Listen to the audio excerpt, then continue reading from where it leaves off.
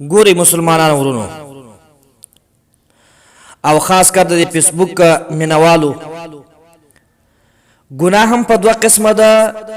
او نیک کار هم په دوه قسمه ده. یو داسې ګناه وي چې هغه سړی مړ سي دا ګناه د سره ختم سي او نیک کار هم دغه سي دی سړی مړ سي او ګناه د نیک کار د سره ختم سي. لکه یو سړی نیک کار کوي منځونه کوي او د مرګ راسي مړ سي نو دا د منځو ثواب د مرګ سره ختم سي.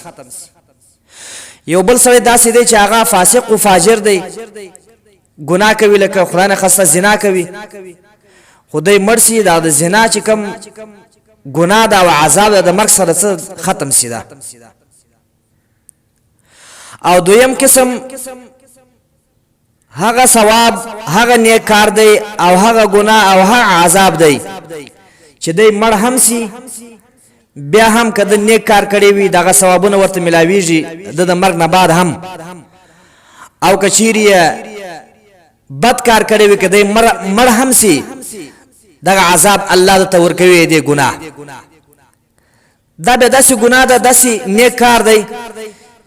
چې دته په عربي کې متعدی وایي. یعنی زه به یو مثال تاسو ته په فیسبوک کې درکمه د انټرنیټ په الاتو کې به زه تاسو ته مثال درکم. یو سړی دی فیسبوک چلوي یو ځوان دی فیسبوک چلوي دغه ځوان کچيري په د خپل فیسبوک پاڼه کې د خپل فیسبوک پیج کې تقریرونه نشر کوي نعتونه نشر کوي وعظونه نشر کوي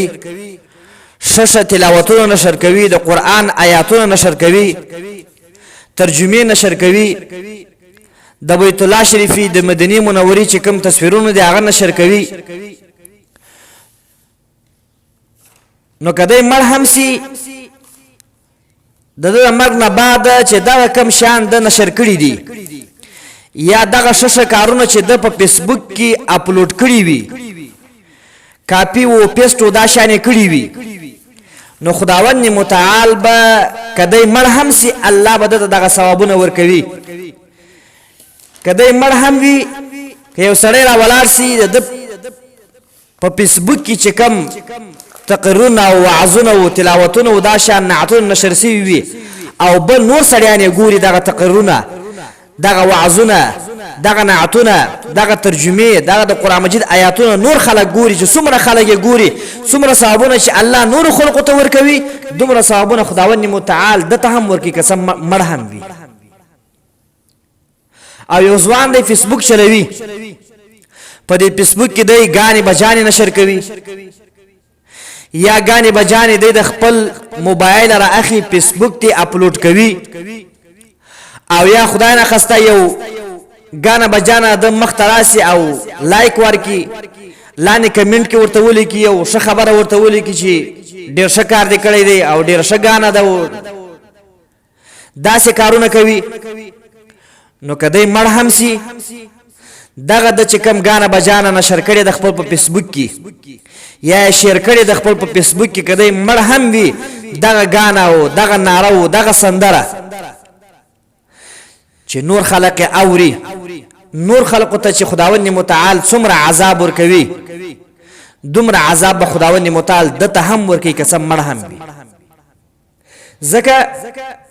چې د ګناه بنیاد د ایشي دی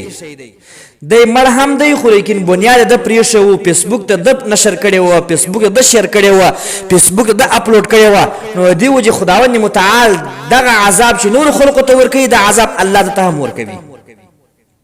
نو پکار دا مسلمانانو ته چې د مرګ هیڅ معلومات نه کیږي مرګ یو داسې ملمه دی چې هغه ته دروازه نه ټکوي چې زدار علامه. نو پکار دا مسلمانانو ته چې یو داسې عمل وکي چې هغه په قبر کې دته پکار راسي په آخرت کې دته پکار راسي په عمل نامې کې دته پکار راسي په ترازو او په میزان کې دته پکار راسي یو داسې عمل دی باید خپل په ژوند کې پریږدي. په فیسبوک او په نور انټرنیټ په آلاتو کې چې کوم دی ګوتی وਹੀ او فیسبوک نور چې کوم انټرنیټ آلات دی ګوري نو کوشش دا کوي مسلمانانو ورونو چې په داسي فیسبوک پاڼو کې په داسې کارو کې باید نیک نیک کارونه وکړو. که څه هم موږ مړه هم سو چې نور خلق دغه نیک کارونه و نور خلق دا ششه تقرونه و وعظونه ګوري،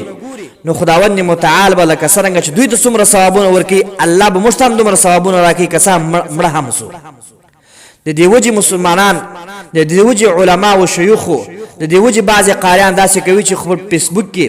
ششه نعتونه و ششه تقرونه و ششه تلاوتونه نشر کوي و شیر کوي دې لپاره چې نور خلق استفاده ځینې واخلي، فایده ځینې واخلي، چې نور خلقو ته الله ثواب ورکوي. دغه سړی چې د خپل فیسبوک کې دغه تقریر و وعظ دغه نشر کړی و الله به ته هم دومره